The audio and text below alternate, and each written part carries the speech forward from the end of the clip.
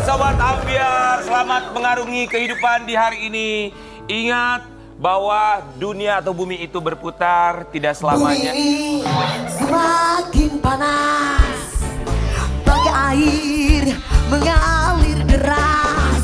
Kehidupan pun semakin bebas, kebebasan pun tidak terbatas. Engkau telah terbujuk rayuan setan, hidupmu di atas kemaksiatan. Sabar. Ya. It's okay, nggak apa-apa. Namanya hidup selalu ada masalah, tapi kan yang penting kita selalu ada buat kamu. Betul. Sama seperti Sobat Ambiar ya, ingat ya. Bumi, dunia itu selalu berputar. Kadang kita di atas. Kadang kita di bawah. Kemarin Yang enak itu kenapa? Di atas dan di bawah. Kalau kita bisa merasakan enak di atas, juga di bawah. Betul. Kita bisa merasakan. Betul. Terkadang ketika kita di bawah supaya kita bisa merasa bersyukur ketika kita merasa di atas. Ketika kita di atas, kita juga harus bisa bersyukur bahwa kita juga pernah berada di bawah. Dan ya? banyak juga yang di bawah ingin naik ke atas. Betul, ya. Dan itu pasti akan dialami oleh semua manusia. Bener. Ada yang kemarin jatuh cinta, hari ini dia jatuh tersungkur. Ada yang kemarin bercinta, hari ini mau bercerai. Astagfirullahaladzim, kata siapa? Katanya begitu, makanya hari ini kita punya temanya adalah "Au, aku terkejut, Dor." Ada lagunya itu. Gimana? Au, aku terkejut. Au, aku terkejut. Au. Beda dong. Beda. Kita jelas terkejut ya dengan pemberitaan yang beredar tentang pasangan suami istri yang kita nilai bahwa mereka ini adalah pasangan suami istri yang sangat bucin. Berkali-kali kita undang di pagi-pagi Ambiar sebelum menikah, setelah menikah, ya jadi kita tahu perjalanan kisah cinta mereka seperti apa. Vena Melinda kabarnya mendapatkan dugaan KDRT dari sang suami Ferry Irawan. Dan kali ini kita akan langsung hadirkan sahabat dari Ferry Irawan yang sekaligus juga menjadi mak comblang dalam hubungan antara Ferry Irawan dan juga Vena Melinda. Di pagi-pagi Ambiar kita hadirkan ini dia Elma Tiana.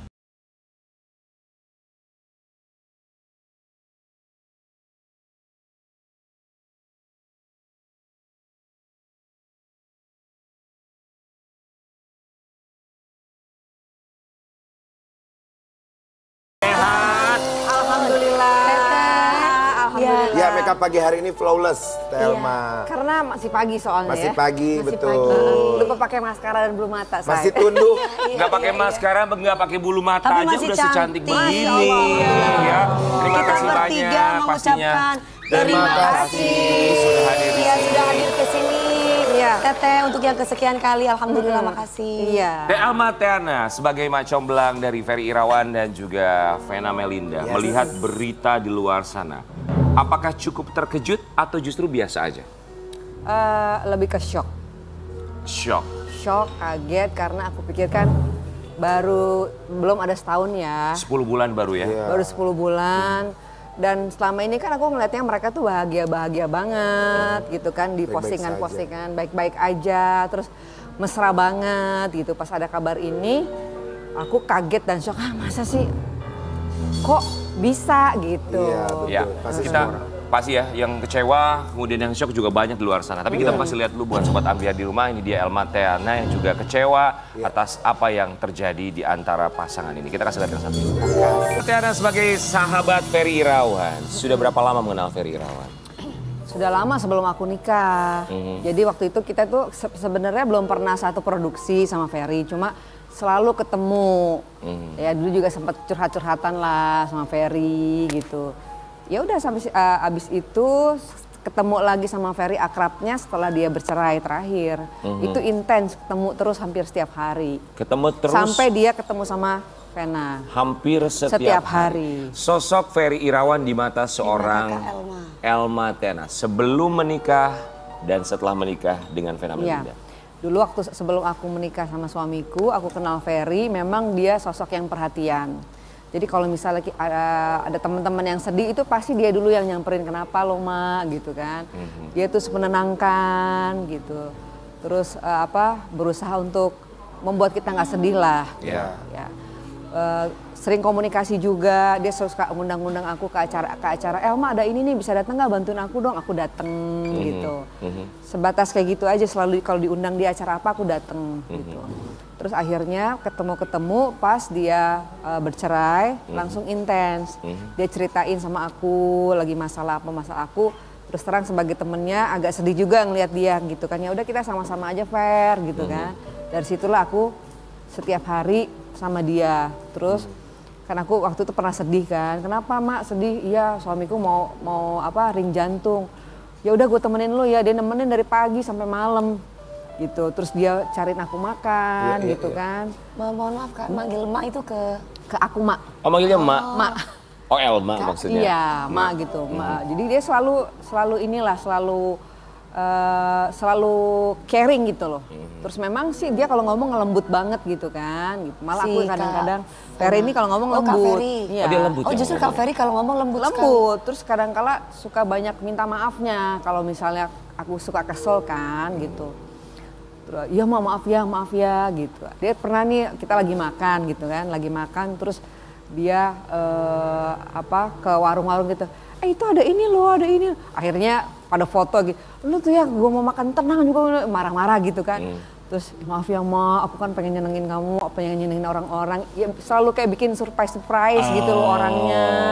Orangnya berarti asik ya. Orangnya sebenarnya asik secara pribadi ya. Akhirnya kan aku juga kan kenal juga sama seluruh keluarganya gitu. Sama mami, sama kakak-kakak adiknya juga kan kita makan bareng gitu. Nah berubahnya itu memang pas kenal sama Vena gitu. Berubah mungkin dia ingin menjaga perasaan Vena. Namanya orang bucin kan gitu.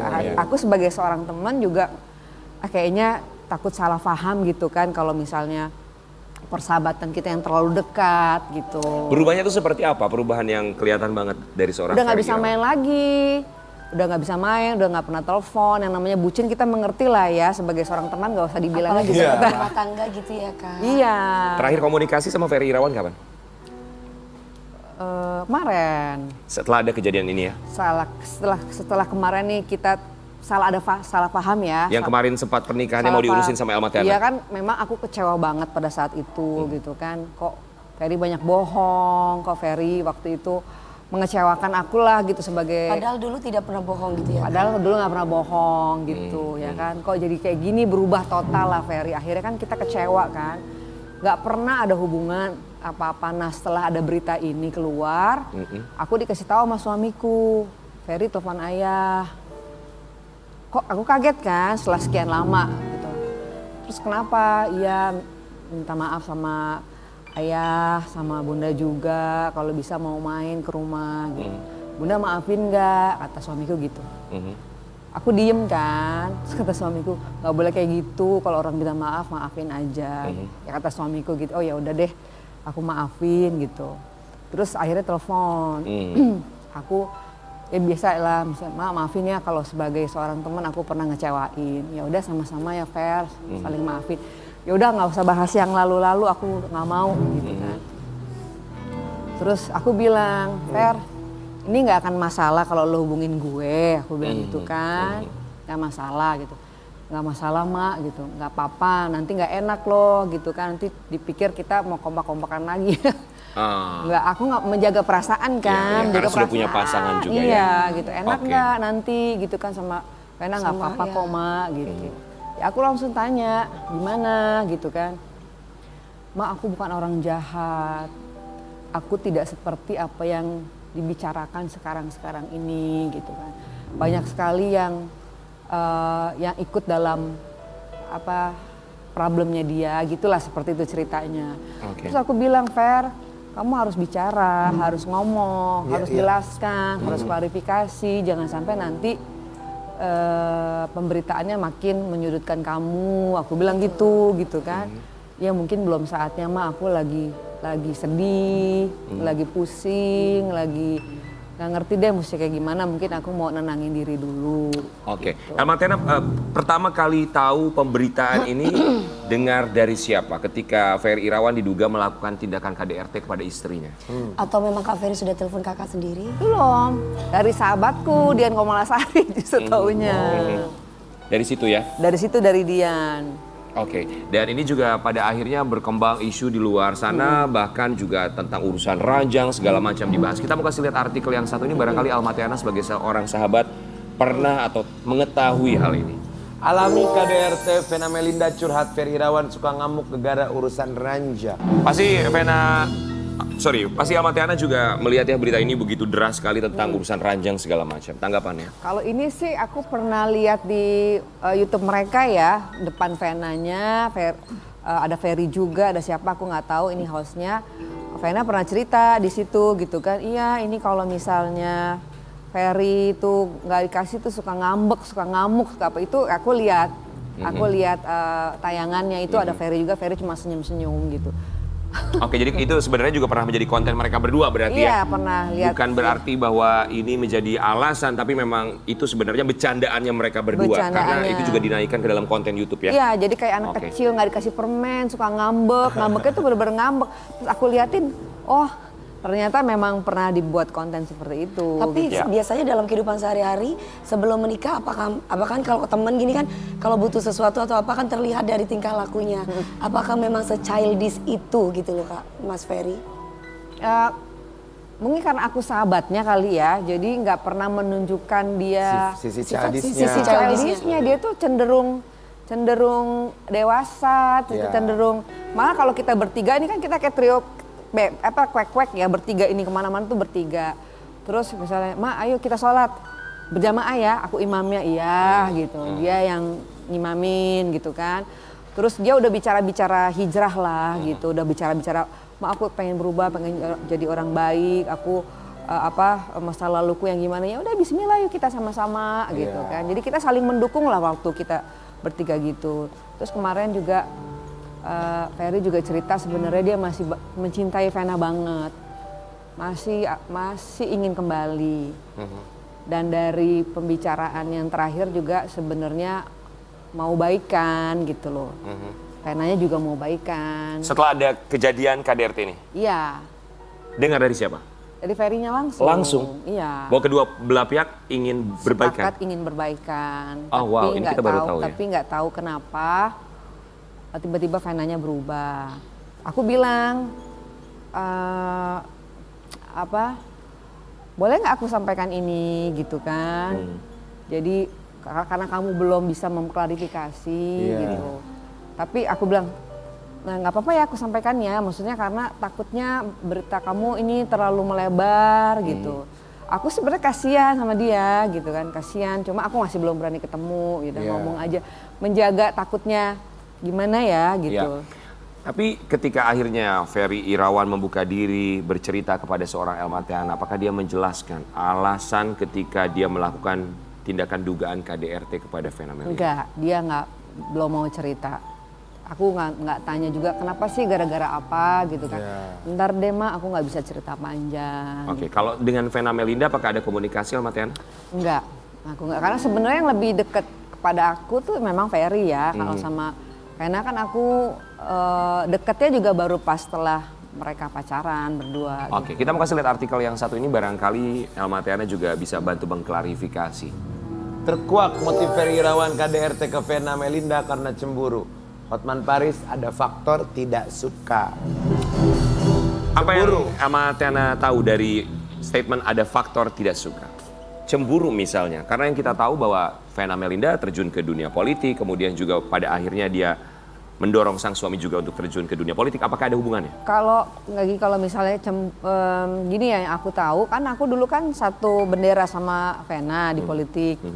Kemudian setelah Ferry ada, ini tadinya ini yang mau maju ini adalah Ferry.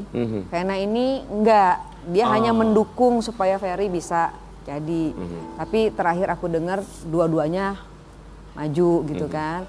Nah, kalau aku yang dengarnya malah nggak dengar di luar ya, bukan dari sumbernya, bahwa cemburu gitu kalau Vena berpolitik gitu. Aku bilang nggak mungkin karena mereka dua-duanya ini sudah menjadi pasangan yang mau maju di dunia politik. Terjun ke dunia politik gitu. Bersama-sama. Tapi sepanjang pernikahan Ferry Irawan dengan Vena Melinda, apakah dia sempat curhat juga tentang urusan rumah tangganya, perasaannya kepada sang istri atau permasalahan rumah tangganya? Kalau ngomong masalah cinta ya, Ferry cinta banget sama Vena. Dan dua-duanya saling mencintai lah gitu. Cuma kalau ada faktor cemburu-cemburu, Memang sih ada Ferry memang orangnya memang agak suka cemburuan ya. Itu aku tahu juga dari namanya saling mencintai kan. Iya, saling mencintai pasti cemburu-cemburu gitulah. Tapi aku nggak pernah melihat cemburunya Ferry terhadap Vena tuh seperti apa, nggak pernah lihat dan nggak pernah tahu gitu. Oke, ini kita pernah dengar ada isu yang berhembus bahwa kita tahu ya Vena Melinda terjun ke dunia politik. Dan kita juga tahu Vena Melinda seorang perempuan yang sangat cantik, kemudian juga pintar, berpengalaman juga. Dan wajar rasanya kalau misalnya pria di sekelilingnya juga mendekatinya. Pernah mendengar hal itu? Misalnya dari teman-teman politiknya kah, lingkungannya kah, ada yang mendekatinya juga? Kalau gosip-gosip ya pasti ya, cuma kan aku nggak pernah mau tahu lah gitu dia mau deketin siapa. Memang kalau di politik itu memang godaannya memang seperti itu. Banyak teman-teman aku juga yang karena berpasangan juga sempat waktu itu ya di politik. Mau gabung di perpolitikan ya. Sudah gabung atau ini Kak? Pernah gabung di politik atau mau gabung? Memang sudah gabung. Sudah bergabung. Sudah gabung. Oh iya. Jadi memang seperti itu kurang lebih lah ya. Dan iya, tapi tergantung pribadinya masing-masing. rasanya dimanapun sama aja ya, mau di politik mau apapun, dimanapun. Iya, dimanapun. Tergantung imannya masing-masing. Iyalah, di mana aja. Betul, ketika kita memang punya value, pasti orang juga akan menyukai sekitar kita ya. Tapi memang kalau di politik kebanyakan laki semua. Betul. Itu godaannya di situ. Perempuannya sedikit banget ya. Tadi juga sempat diceritakan oleh Elma Teana bahwa sang sahabat Ferry Irawan katanya cemburuan lah segala macam. Nah, kita juga punya cerita dari sang mantan istri Ferry Irawan mengenai sosok Ferry Irawan. Kita mau kasih lihat yang satunya. 2 tahun menikah dengan Ferry Irawan. Apa yang memantapkan akhirnya Mbak Anggi, saya gugat deh karena capek udah gak kuat juga gitu kan. Yang saya alami ya sama dia, ya selain juga dia juga kasar, agak kasar ya kalau misalnya dia marah itu. Dulu dia sering banting pintu terus ditonjokin, terus ya udah kalau kamu gak cocok kamu pergi aja nggak apa-apa. Dia selalu nangis. Saya ngomong kamu musir saya, kamu tegas. Dia mau bunuh diri, dia pergi ke sedekat jendela kamar. Saya sampai bilang ya udah kok nggak uring-uringan gitu. Saya bilang ya saya sabar-sabarin kan saya gue capek, kerjanya udah capek. Saya selalu bilang minta pisah sama dia. Karena? Ya karena itulah kan, maksudnya benar-benar kayak anak kecil banget gitu. Apa-apa cemburu, apa-apa marah gitu kan. Setiap apa minta diladenin, Elma Teana, apakah mengenal dekat dengan sosok mantan istri Ferry Irawan? Kenal dekat. Ketika keluar statement seperti itu, tanggapan Elma Teana? Aku bilang gini. Kakak ketawa sih tadi. Bukan, maksudnya gini. Kalau ngomong Ferry main pukul, main fisik, mungkin enggak. Tapi kadang-kadang kalau laki marah kesel, jangankan laki kita aja, kadang-kadang kalau marah suka banting pintu, banting handphone, banting apa misalnya kan. Maksudnya itu tidak bisa kita pungkiri lah. Kalau kesel, kesel apa ya? Tapi jangan kita dong tuh Kak, buang-buang barang kasihan. Beli pakai keringat Kak, kerja pagi siang malam kita. Itu bentuk emosi ya? Bentuk emosi itu. Nggak sadar juga. Iya, bentuk emosi itu. Aku sih kayak jangankan gini ya. Aku nih contoh nih, tapi aku tuh menyesal gitu, kesel sama anakku gitu kan. Iya. Terus aku banting pintu gitu. Contoh gitu kan. Iya. Abis itu aku yang minta maaf ya tadi bunda gini gitu. Jadi pas aku dengar seorang laki-laki lagi marah, daripada dipukul istrinya atau dia kesel. Gitu. Mungkin banting apa yang ada di sekitarnya. Banting, ya nggak apa-apa lah banting pintu, jangan sampai banting suami atau istri ya Kak. Iya gitu. Jadi nggak ke fisik lah ya gitu. Makanya aku kadang-kadang suka, ya itulah bentuk emosi. Betul. Tapi kan perempuan kan shock juga kalau digituin gitu kan. Kita kalau pasti udah nangis dulu. Pakai fisik nangis. Iya. Gitu. Oke, tapi ketika misalnya gini, apakah dari statementnya sang mantan istri bilang bahwa Ferry Irawan katanya kasar lah segala macam, setuju atau tidak? Dia kalau cerita Ferry kasar mah, suka emosional, temperamen, cerita sih gitu. Cuma karena aku sahabatnya yang ngalamin, nggak pernah Ferry seperti itu aja. Jadi mungkin ke suami istri kalau marah seperti itu kali ya gitu. Aku juga tanya, lu beneran Fer pernah banting Anggi? Aku bilang gitu kan. Oh gila lu sampai gitu. Nggak seperti itu ya, biasalah orang kan alibinya ya. Alibi masing-masing ya, yang satu punya bilang cerita masing-masing. Punya cerita masing-masing. Aku sih sebagai seorang pendengar cuma hanya bilang jangan kayak begitu, suka kasar sama perempuan. Enggak, aku nggak kasar. Misalnya gitu. Bumbu-bumbu rumah tangga lah yang namanya berantem tuh wajar. Iya. Biasa aja, yang penting yang nggak wajar tuh kalau kita sudah main kekerasan fisik dan mengucapkan kata-kata yang tidak sepantasnya. Ya verbal, non verbal atau secara psikis pasti tidak dibenarkan. Ya, kita masih lihat juga artikel yang satu ini karena Elma Tiana kan menjadi mak comblang dari Ferry Irawan dan juga Vena Melinda. Elma Tiana ungkap telah menyesal mencomblangkan Ferry Irawan kepada Vena Melinda dulu. Betulkah merasa menyesal menyomblangkan Ferry Irawan dan juga Vena Melinda? Ini ya, kalau misalnya aku tahu Ferry itu seperti yang digambarkan, aku hati-hati dong mengenalkan gitu loh. Walaupun aku nggak kenal dekat sama Vena, aku juga nggak mau lah nanti ada resiko mas aku ngenalin seorang yang pemarah, yang pemukul gitu, nggak mungkin lah. Ya, betul. Karena kebersamaan aku sama Ferry waktu itu orangnya baik, aku juga kenalin juga. Gini, Kak, kata-kata marah dan tegas tuh berbeda loh. Pasti. Tapi orang menyangka bahwa ketegasan kita disangka kita marah. Padahal kita bersikap tegas atau mengucapkan kata-kata yang tegas bukan berarti marah. Terkadang orang yang nggak tahu kan, ih kok udah marah, padahal bukan marah. Kadang kita tegas gitu. Iya. Kalau kesan pertama kenal sama Ferry, orangnya apa namanya ya? Apa tuh kalau cepet akrab tuh namanya apa ya? Humble ya. Terus ngomong itu lembut, si Ferry tuh ngomong tuh lembut banget, lembut banget. Kadang terkesan lu jadi cowok lemah banget sih gitu. Ada kesan seperti itu ya, kalau kenal? Kalau lu jadi cowok nggak tegas, dia kelemar-kelemar. Aku sempet ngomong gitu kan. Pelan banget, udah deh mak, ini mak gitu. Lu laki dikit kenapa sih gitu. Kadang-kadang aku suka. Justru seperti itu ya? Justru seperti itu. Makanya pas dengar Ferry kan, Ferry KDRT gitu kan. Sampai lu bener-bener mukul Fer. Enggak. Jadi neken gitu loh. Iya. Neken gemes atau gimana nggak ngerti ya. Neken gemes maksudnya apa? Bukan dugaan KDRT tapi dia emosi, kesel gitu maksudnya neken. Maksudnya gini apa loh neken? kali ya, ini gini. Kali gitu kali ya. Ini asumsi ya? Gitu kali ya. Ini asumsi, oke.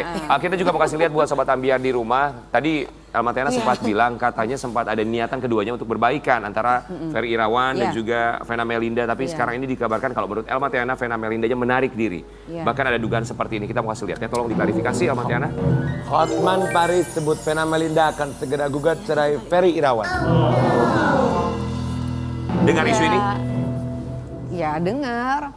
Padahal tadinya nggak seperti itu, Mak. Tadinya udah cecetan sama Vena, udah mau baikan gitu. Terakhir dia bilang gitu sama aku. Udah mau baikan, udah mau ya nggak akan cerai gitu. Cuma kalau sekarang akhirnya dicerai ya gimana ya? Ya udahlah pasrah aja gitu. Ini kita tahu bahwa kejadiannya di Jawa Timur ya? Iya. Sekarang posisi Ferry Irawan di mana? Di rumah. Di rumah Jakarta atau di Jawa Timur, Kak? Di Jakarta. Katanya isu yang beredar kan beliaunya sudah ditangani oleh pihak kepolisian Jawa Timur. Baru diperiksa di Polda Jawa Timur. Betul. Waktu di kantor polisinya saya tahu, memang saya kabarin saya, "Ma, aku pulang malam ini," katanya. Ke Jakarta? Ke Jakarta. Jadi sekarang sudah di Jakarta, jadi dia menenangkan diri dulu di satu tempat, belum bisa memberikan klarifikasi, tapi aku bilang, "Kamu harus memberikan klarifikasi gitu ya. Kalau kamu salah ya akui salah gitu kan." Gentle gitu ya, Kak. Ya gentle, aku tetap ya sebagai seorang teman ya aku support gitu. Oke, mohon maaf Vena Melinda sampai sekarang kan masih belum bertemu dengan Ferry Irawan. Ferry Irawan di Jakarta, di rumahnya, rumah siapa? Apakah rumahnya bersama? Di rumah keluarga. Rumah keluarga Ferry Irawan, bukan rumah dia bersama dengan Vena Melinda. Di rumah keluarga. Vena Melinda berada di mana kalau Elma Tiana tahu? Masih di Surabaya, apa mau ke Jakarta juga sih kalau nggak salah ya. Sebagai sahabat Ferry Irawan, apa yang mau disampaikan kepada Vena Melinda? Saya sih ya kalau yang namanya berkeluarga, harapannya sih harapannya sih ingin mereka karena saling mencintai nih. Betul. Harapannya sih semoga bisa ada hikmahnya dan bisa kembali. Tapi kan tergantung dari Venanya, jadi ikuti kata hati aja, jangan mengikuti orang lain. Kalau Vena memang benar-benar mencintai Ferry dengan setulus hati, kembalilah dengan komitmen yang baru gitu. Kalau misalnya terjadi seperti ini lagi, saya mungkin membuka lembaran baru, dan semoga juga ini ada hikmahnya untuk Ferry juga, supaya lebih bisa hati-hati lagi, lebih melindungi lagi, lebih lembah lembut lagi. Jadi semua ini memang ada ada hikmahnya lah gitu. Saya nggak bisa cuma sebagai seorang temannya cuma bisa begitu aja. Tapi kembali lagi support keputusannya ya. Cuma bisa memberikan doa yang terbaik. Semoga mereka bisa menyelesaikan ini dengan damai, nggak usah dengan keributan-keributan. Sebagai seorang sahabat, apa yang mau disampaikan kepada seorang Ferry Irawan? Ya mudah-mudahan Ferry juga ada hikmahnya cerita ini. Ferry bisa refleksi diri apa yang kurang. Dan mudah-mudahan Ferry bisa menjadi yang lebih baik lagi. Lebih melindungi, lebih menyayangi, lebih mendengarkan apa yang menjadi keinginan istri. Supaya rumah tangganya bisa menjadi rumah tangga yang sakinah, mawaddah, warahmah. Menjadi lebih baik. Terkadang kita lupa, kita mengorbankan banyak hal untuk menjadi lebih baik bagi orang lain, tapi yang paling penting adalah menjadi lebih baik bagi diri sendiri. Kita akan kembali sesaat lagi, tetap di Pagi-Pagi. Hidup yang ku jalani, masalah yang ku hadapi, semua yang terjadi pasti ada hikmahnya. Kita hadirkan, ini dia Ketua Komisi Nasional Perlindungan Anak Aris Merdeka Sirait.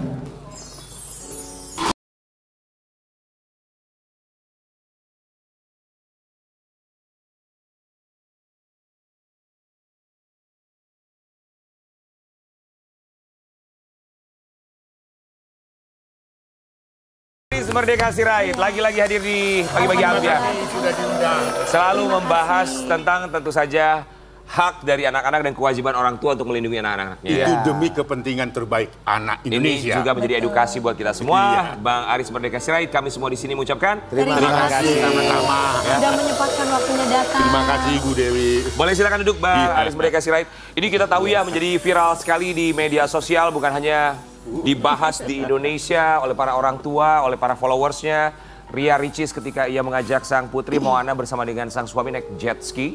Ria Ricis dan suami pakai pelampung, tapi Moananya nggak pakai pelampung. Dibahas bukan cuma di Indonesia karena media asing pun menyoroti hal ini. Dari mulai Amerika Serikat, media asing di sana, kemudian juga media di China juga membahas ini. Tanggapan Bang Aris Merdeka Sirait sebagai Ketua Nasional Perlindungan Anak menanggapi kasus ini. Pertama tentu saya ingin jelaskan dulu bahwa setiap anak di belahan dunia itu berhak untuk menikmati waktu luang dan rekreasi. Itu yang dilakukan sebenarnya. Tapi ada batasan-batasan. Persyaratan-persyaratan misalnya memberikan kenyamanan ya, kalau misalnya itu dapat membahayakan anak itu sendiri misalnya.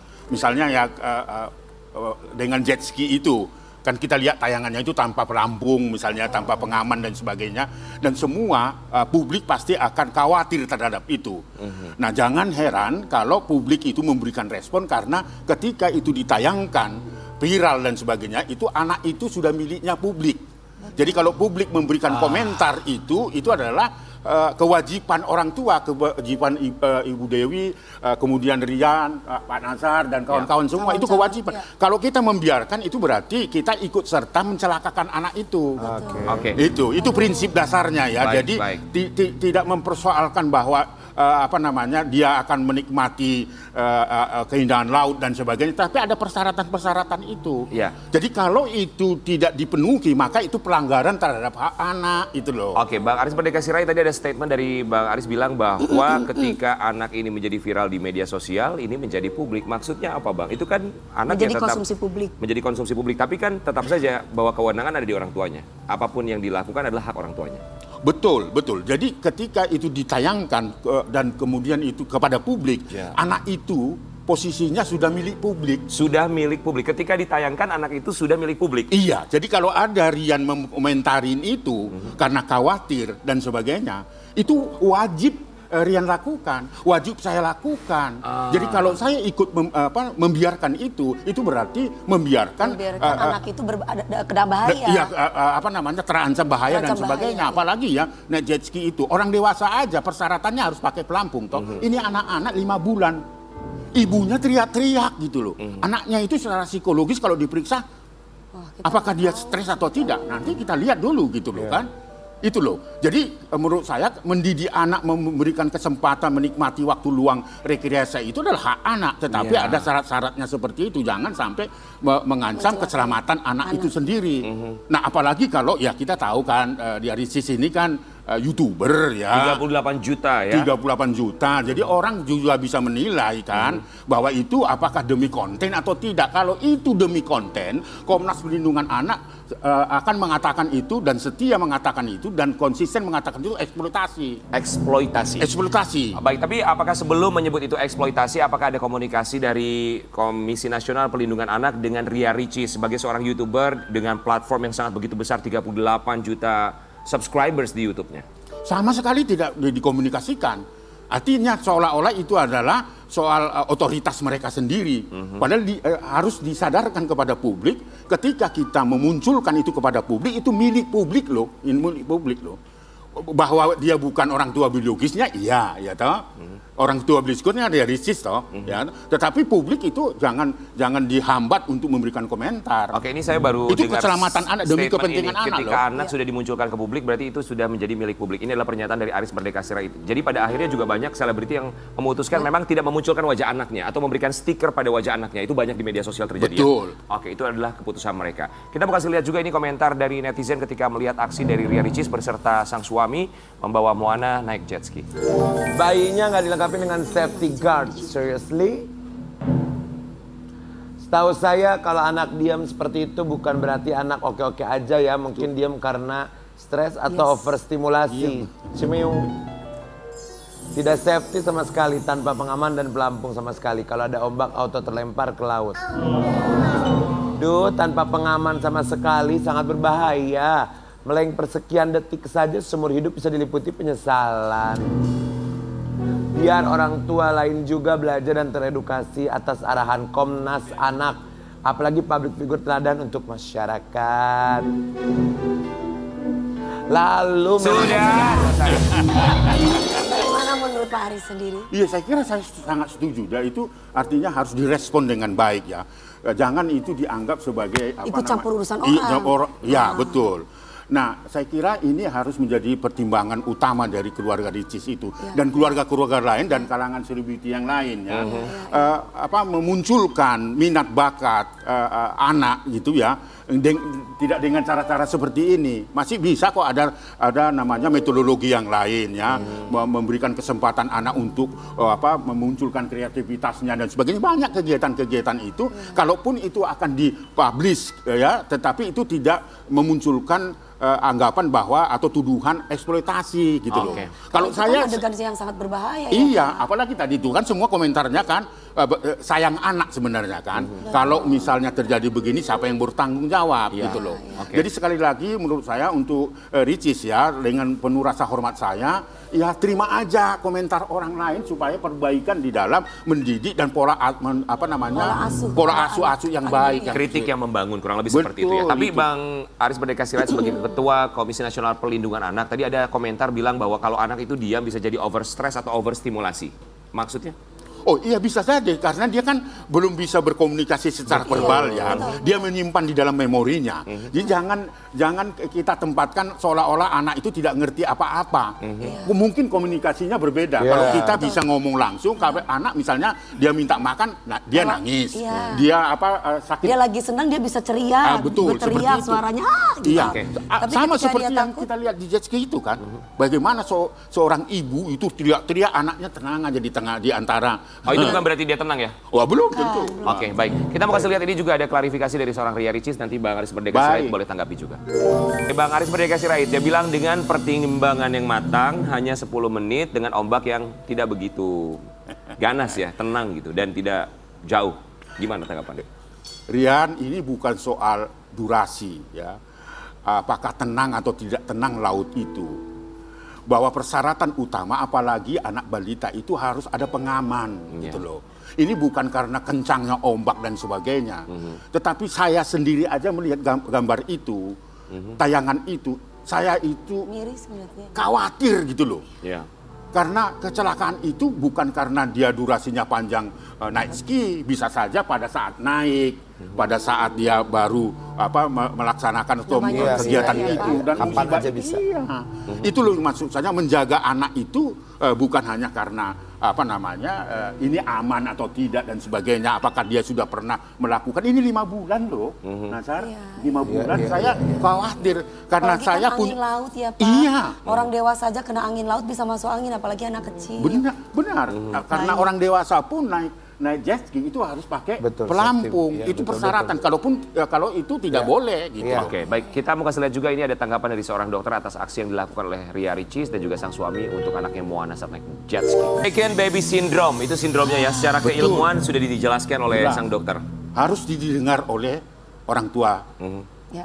Siapa namanya tadi? Ria Ricis. Ria Ricis itu harus didengar ya. Dan juga calon orang tua. Iya, karena itu silakan aja kalau mau diperiksa bahwa ada guncangan atau tidak seperti apa yang dikatakan oleh psikolog tadi. Jadi itu harus menjadi perhatian kita. Nah, inilah yang menyebabkan media asing itu memberi respon karena itu menurut dia tidak wajar gitu, tidak lazim gitu. Ya, itu yang membuat nggak mungkin mereka berkomentar kalau itu baik gitu kan. Paling komentarnya baik dan seterusnya kan gitu. Apalagi Ria Ricis tadi menyebutkan bahwa tidak masalah. Ini pasti akan menjadi kontra buat mereka yang menonton kita. Berarti tandanya kan sudah mengerti dan memahami. Ya, betul, ada awareness-nya ya bahwa yang ternyata akan ada komentar seperti ini pada akhirnya. Betul. Oke, baik. Kenapa masih dilakukan gitu? Bang Aris Merdeka Sirait, apa yang mau disampaikan untuk orang tua, khususnya para selebriti, di mana mereka punya followers banyak, punya anak, punya followers banyak, punya platform yang besar di media sosial, yang semoga bisa jadi bukan hanya tontonan, tapi juga tuntunan bagi orang tua lainnya. Dan juga buat orang tua yang di luar, maksudnya orang tua artis atau orang tua siapapun, public figure lah ya, orang tua yang bukan, yang orang umum biasa pun juga. Silakan. Gitu. Nah, pertama tentu saya ingin sampaikan bahwa setiap anak di belahan dunia ini termasuk di Indonesia itu punya hak yang fundamental untuk menikmati waktu luang. Dan rekreasi itu ditentukan di Konvensi Internasional tentang hak anak ya. Lalu kemudian yang kedua, setiap anak punya hak untuk mengembangkan bakat minatnya. Kalau memang mau mengembangkan bakat minat, apakah itu mau konten dan sebagainya, tentu berdasarkan perkembangan anak-anak itu sendiri gitu. Jangan memperkenalkan demi konten seperti apa yang dilakukan oleh Ria Ricis itu. Iya, seperti itu. Banyak kegiatan-kegiatan Pak Nazar untuk kegiatan anak ya. Pola pengasuhan, pola permainan dan banyak kok di Indonesia. Bisa saja juga menggunakan yang bernuansa tradisional dan sebagainya, itu demi mendidik anak gitu loh. Jadi saya kira saya pesan kita kepada semua publik, bukan hanya kalangan selebriti, tetapi semua orang tua di Indonesia, didiklah anak dan asuhlah anak berdasarkan kebutuhan dasarnya, perkembangannya, kebutuhannya, dan jangan dieksploitasi gitu. Ya, saya harus mengatakan ini tegas, jangan eksploitasi anak ya, jangan manfaatkan anak untuk kepentingan orang dewasa. Baik, terima kasih banyak Bang Aris Merdeka Sirait. Semoga tentu saja ini menjadi edukasi buat siapapun, buat orang tua, calon orang tua untuk kedepannya seperti apa, khususnya selebriti yang paham betul bahwa ia memiliki begitu banyak fans dan juga followers di media sosial ya. Dan berbicara mengenai seorang anak, kita juga akan lihat perjuangan seorang anak, 12 tahun ia mengurus ibunda tercinta yang terguncang secara mental setelah ditinggal sang suami. Dia adalah Tiko. Ini menjadi viral di media sosial dan pada akhirnya ada seorang YouTuber yang menemukan Tiko dengan kondisi rumah selama 12 tahun tanpa listrik, tanpa air. Siapakah sosok YouTuber tersebut? Kita saksikan profilnya.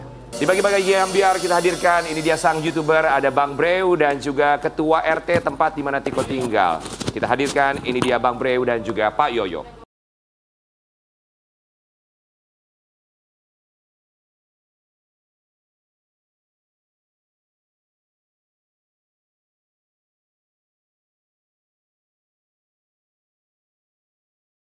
Bang Breu, sang YouTuber dan juga Pak Yoyo, Ketua RT tempat Tiko tinggal. Pak Noves.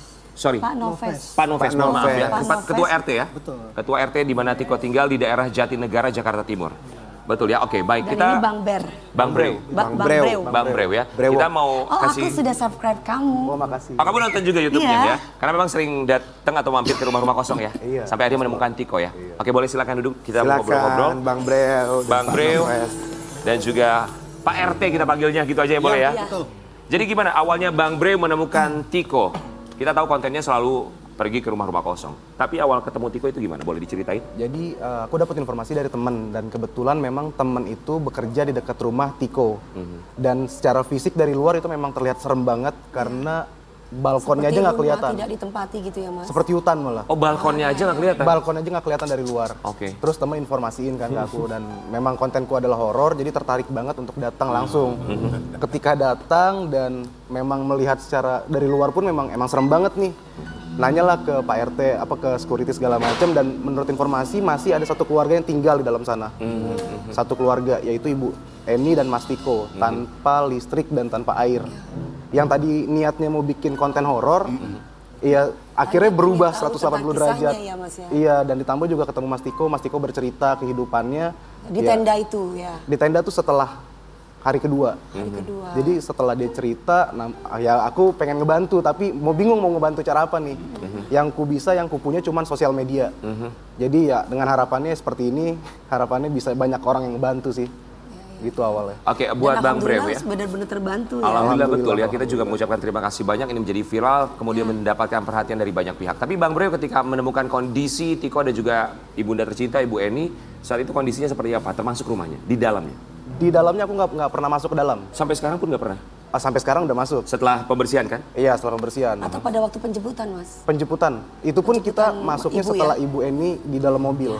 Karena Mas Tiko kasih tahu ke kita kalau siapapun yang masuk ke dalam rumah itu dianggap musuh. Gitu. Jadi ya aku putuskan gimana caranya bisa lihat ke dalam rumah. Jadi kamera itu aku titipin ke Tiko untuk masuk ke dalam rumah. Iya, sampai akhirnya Mas Tiko ngeliatin ini kamar mandinya, iya, ini ruang tamunya gitu ya Mas. Iya, ya? betul. Oke, buat Pak RT, kita penasaran, ini kan selama 12 tahun Tiko mengurus ibunya tanpa listrik, tanpa air. Berarti sebenarnya keberadaan Tiko dan ibunya tinggal di rumah tersebut tanpa listrik dan tanpa air diketahui oleh ketua RT dong harusnya? Benar, memang kami mengetahui ya. Dari awal Tiko, mamahnya dan papanya tinggal di situ, memang saya kan tinggal dari tahun 72. Cuman saya jadi RT tahun 2015. Jadi ketika saya jadi RT memang kondisinya udah begitu. Semua warga tahu bahwa Tiko dan mamahnya seperti itu ketika berpisah dengan bapaknya. Mungkin ya karena faktor ekonomi, akhirnya kehidupan Tiko seperti itu. Listrik dicabut, air dicabut. Dan Tiko masih sempat sekolah sampai kelas 1 SMP. Di SMP Negeri 90 ya. Nah perjalanan waktu ke sini ya memang Tiko melakukan kerja serabutan ya. Kadang untuk menghidupi mamahnya ya, Tiko itu membawa surat dari mamahnya buat tetangga.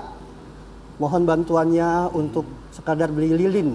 Sebentar, yang menulis surat Tiko? Mamahnya. Mamanya masih bisa menulis surat? Waktu itu masih kesini sebetulnya pada dasarnya belakangan ini juga 4 tahun ke belakang juga ya masih aktif untuk beli makan, ngambil air. Cuman memang ketika dia masuk ke dalam rumah itu mulai protek. Di luar dia masih bisa berjalan, masih bisa ke pasar. Cuman tetap kalau ketemu orang yang ngomel-ngomel istilah kata gitu ya karena mungkin depresinya ya. Oh sudah terguncang secara mental ya. Kita akan cari tahu lebih lanjut apa yang sebenarnya terjadi, kemudian apa yang dilakukan warga. Padahal mereka juga tahu bahwa di situ tinggal satu keluarga tanpa listrik, tanpa air selama 12 tahun. Sesaat lagi tetap di Pagi-Pagi Abi. Hidup memang tak selalu seperti yang kau inginkan, yang kau harapkan. Kita kembali lagi di Pagi-Pagi Ambiar, masih terus ngobrol bersama dengan Bang Breo atau kita panggilnya Irfan aja ya. Dan juga Pak RT, tempat di mana Tiko dan juga ibunya tinggal di Jatinegara, Jakarta Timur. Ini pertanyaan untuk Pak RT, ketika akhirnya menjadi viral di media sosial, banyak pertanyaan dari netizen. Sebenarnya kan kita sebagai orang Indonesia dengan budaya ketimuran yang begitu guyup sekali ya, apalagi dengan adanya rukun tetangga, kemudian juga rukun warga ya. Apa yang dilakukan oleh warga setempat, pertolongan yang sudah diberikan kepada keluarga Tiko dan juga ibunya? Sebelum viral pun kita sudah banyak membantu Tiko dan mamahnya. Tetangga sebelah almarhumah Hesti itu ada di sebelah. Dia waktu itu ngasih listrik, ngasih air juga. Terus kalau pagi ngasih sarapan karena kan waktu itu almarhumah jualan ya, kadang nasi uduk, kadang lontong sayur. Itu dikasih ke di Mama Tiko. Begitu juga dengan lingkungan ya, ibu-ibu arisan nih. Dulu kan mamanya Tiko ikut arisan. Jadi ngumpulin duit tuh, ngumpulin setiap arisan, dikasihkan ke Tiko. Ada guyupnya ya. Ada guyupnya, jadi tidak benar kalau benar. misalnya pada akhirnya ada asumsi warga setempat membiarkan kondisi tersebut. Iya. Tapi apakah sempat terfikirkan untuk misalnya membawa ke dinas sosial misalnya Pak? Kita sudah coba untuk itu ya dari RT yang lama sebelum saya pun udah melakukan itu, tetap ditolak. Ya. Siapa yang menolak? Yang menolak Tiko. Oke. Ya, karena mungkin Tiko nggak mau sampai kehilangan mamahnya. Betul. Takut seperti Karena itu. kalau udah ditangani oleh dinas sosial otomatis Dia kan nggak jauh bisa komunikasi. Dia cuma berpikir apakah benar dirawat di sana. Takutnya nggak dirawat itu. Betul, Makanya dia punya pikiran-pikiran seperti itu. luar biasa Mas Tiko Iya ya. benar. Sebagai ketua RT sekarang kan ini menjadi viral. Banyak nggak sih akhirnya orang yang pada datang sekarang untuk hanya menyaksikan atau melihat kondisi rumahnya? Iya. Alhamdulillah memang banyak sih ya. Malah juga pedagang-pedagang banyak juga di sekitar situ. Kalau buat saya itu berkah buat pedagang ya. Tiko itu membawa kebaikan buat semua. Jadi tempat wisata ya Pak. Tapi kalau siang sore masih enak, tapi kalau malam kayaknya udah serem. Ya ada lewat itu situ berarti ya. dong. Ya. Ada nggak Oh ada. enggak. Tapi listrik sudah mulai disambung, Pak. Sudah alhamdulillah listrik Oh, ada sudah listrik, guys. sudah. Siapa yang memberikan listrik sekarang Pak? Informasi dari pihak PLN ya. Dari pihak PLN. Kemudian kalau air? Kalau air nih teman-teman YouTuber. Dari mana Mas? Bang Irfan ya? Bang Kan pada Irfan, waktu itu teman-teman. ada ini apa kerja bakti bareng-bareng untuk membersihkan rumah. Aku nonton di YouTube-nya Mas Brew. Pemadam kebakaran, dinas pemadam kebakaran juga turun tangan. Iya. Itu gimana udah bersih sekarang rumahnya? Sekarang alhamdulillah udah bersih banget. Udah dicat Hari ini atau besok sih rencananya. hari ini atau besok? Iya, mau dicat. Sekarang Pak, Ibu Eni berada di mana posisinya? Alhamdulillah di rumah sakit Duren Sawit ya. Kemarin Selasa saya nengok.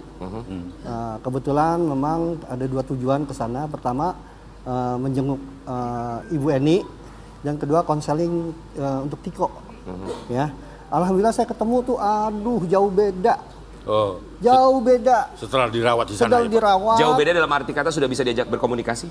Saya cium tangan, dicium tangan saya. Oh. Itu yang tidak biasa dilakukan.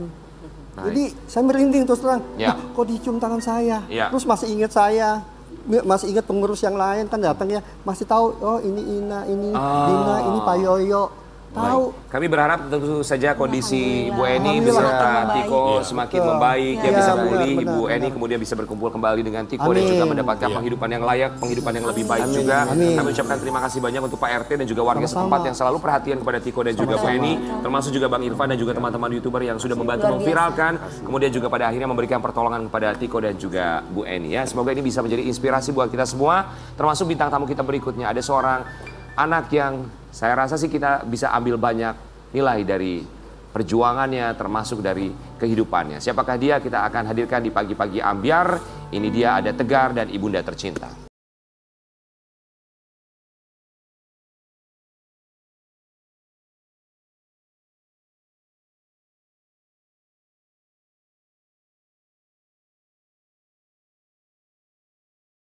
Halo. Wow. Tegar dan juga mamanya Ibu siapa? Ibu Vivit ya? Ibu Vivit. Apa kabar? Alhamdulillah sehat. Tegar? Tegar. Sesuai dengan namanya. Kamu selalu Selalu tegar. tersenyum loh. Betul. Tidak semua orang bisa seperti ini ya. Kalau Betul. kita rasa ya dengan kondisi yang tidak sama dengan orang-orang sekitar. Sahih. Belum tentu bisa menerima. Tapi kamu begitu tersenyum lebar membuat kita juga sangat terinspirasi sama kamu Tegar. Tegar dan juga Ibunda Tercinta. Mama Vivit kami semua di sini mengucapkan Terima kasih. Sudah menyempatkan waktunya untuk datang di Pagi-Pagi Ambyar. Mungkin boleh cerita buat kita semua di sini. Tegar umurnya berapa sekarang? 11. 11 tahun saya. Kelas berapa Tegar? Kelas 5. Kelas 5. Tegar ini main film juga loh Sobat Ambyar ya. Dan juga filmnya judulnya Tegar juga ya. Sesuai dengan nama kamu ya. Ya. Wow, gimana rasanya main film? Senang. Senang ya? Ya. Oke. Mbak atau Mama Vivit boleh cerita sama kita semua kondisi Tegar. Ini bisa disebut sebagai tunadaksa ya? Ya. Kondisinya seperti apa ketika lahir? Sebetulnya dari usia kandungan 7 bulan itu udah dikasih tahu kalau kakinya kecil sebelah gitu. Cuma memang banyak proses terus sampai lahiran. Pas lahiran akhirnya itu di ruang operasi kan kebetulan sesar. Nah di ruang operasi itu salah satu susternya bilang, "Dok, ibunya udah tahu belum?" Oh ya mungkin betul dengan pernyataan dokter hasil USG kalau kakinya kecil sebelah dan nggak tahu kalau tangannya ternyata juga sama gitu, nggak kayak yang lain gitu. Akhirnya sehari sampai 2 hari itu kan nggak bisa ketemu sama Tegar, terus ayahnya bilang yang kata dokter benar hasil USG kakinya kecil sebelah gitu kan. Iya. Terus ternyata tangannya pun nggak ada katanya tuh. Mohon maaf Kak, Ya. Tangannya tuh nggak ada buntung atau? Iya, tangannya atau nggak ada ada. tangannya tapi pendek. Nah, saya mikirnya ada tangannya tapi pendek kan gitu. Terus tapi janji ya setelah saya Melihat? kasih, jangan nangis depan anaknya gitu kan. Oke, udah nggak apa-apa. Saya kan pengen ngasih ASI, pengen meluk gitu waktu itu. Akhirnya dikasih dan lihat ternyata seperti ini, kaget banget. Itu pikiran tuh udah kemana-mana nanti gimana. Tapi tuh waktu di USG di kandungan kan kalau kakinya ketahuan, tapi kalau tangannya enggak? Enggak. Oh, itu oke. sebetulnya itu kan besoknya kita USG lagi dan ternyata dari dokter yang berbeda, ini dokter berbeda, kasih tahu ternyata fisiknya itu lebih sempurna, normal gitu, jadi nggak ada kekurangan apapun. Akhirnya sempet tenang juga sampai usia kandungan 9 bulan. Iya. Baik, tapi tentu saja hadirnya siapapun itu ke muka bumi pasti ada alasannya, termasuk Tuhan menghadirkan Tegar di muka bumi ini untuk memberikan inspirasi untuk kita semua. Kita mau kasih lihat inspirasi yang diberikan Tegar untuk kita semua. Bagus saya. Kamu berenang jago banget tuh. Tegar cita-citanya mau jadi apa? Aktor sama atlet renang. Aktor sama dan atlet renang. Renang. Oke. Kamu tadi ada siaran radio. Aku dulu siaran radio. Aku penyiar radio. Kamu pengen jadi penyiar radio juga? Pengen. Itu siapa yang ngajarin sayang? Ada namanya DJ Ari. Oh, di Bandung. DJ Ari, selamat pagi. Di senior aku DJ Ari di Bandung. Oh, belajar sama DJ Ari ya. Buat Ibunda Tegar, ketika melihat Tegar sebagai sosok yang kita nggak mau bahas yang lalu, kita bahas yang sekarang. Melihat anak dengan tumbuh kembang yang sangat luar biasa, dia berenang, dia main film. Melihat sosok Tegar seperti anak yang seperti apa? Tegar itu dia hebat, nggak minder, kuat. Meskipun banyak yang ya ada sih, Tegar tuh sebetulnya kebanyakan temennya itu merangkul. Gitu, alhamdulillah ya merangkul, kayak di sekolahnya juga kayak Tegar dateng tasnya dibawain gitu, terus sama teman-temannya. Iya, sama teman-temannya, lingkungan sekolahnya di mana juga. sih sayang? Mana sih? Di Bandung, SDN 071. SDN 071 di belakang PVJ. Oh, di Sukajadi ya? Iya, Sukajadi, betul. Ya. Luar biasa loh teman-temannya loh. Terima kasih banyak ya. Aku sama Kak Elma lagi tanya, Kak Elma tanya sekolahnya gimana katanya. Ternyata sekolahnya barengan dia, maksudnya enggak yang homeschooling gitu enggak? Enggak. Sekolah umum, sekolah negeri ya? Iya, negeri ya. Sama teman-teman yang Tapi lainnya. Tegar pernah nggak mendapatkan omongan yang nggak enak terus bikin Tegar jadi dinyinyirin lah nangis, gitu? sedih.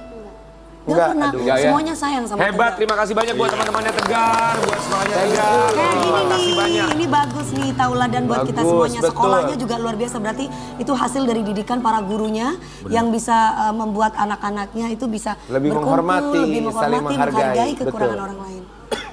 Buat Ibunda Tegar, melihat Tegar sekarang ya, apa yang mau disampaikan untuk putra tercinta? Buat Tegar, makasih ya. Tegar udah menginspirasi banyak orang, teman-teman Tegar juga, terus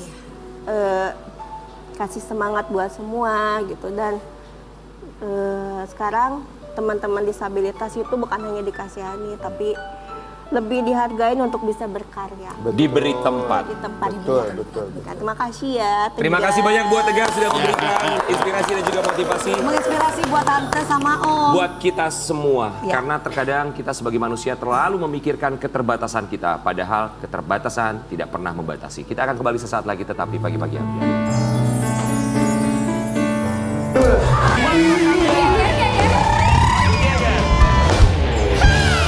Terima kasih banyak untuk semua bintang tamu kita. Tegar, terima kasih banyak ya.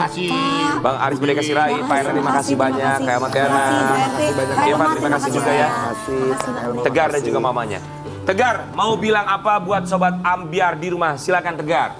Halo semua, aku Tegar, Sobat Ambiar. Terima kasih ya sudah menonton Pagi-Pagi Ambiar hari ini ya. Terima kasih. Terima kasih juga buat Tegar yang sudah memberikan inspirasi untuk kita semua dan juga bintang tamu kita, di mana kita sepakat ya, kita menolak tindak kekerasan apapun itu bentuknya, kekerasan dalam rumah tangga, kekerasan terhadap anak.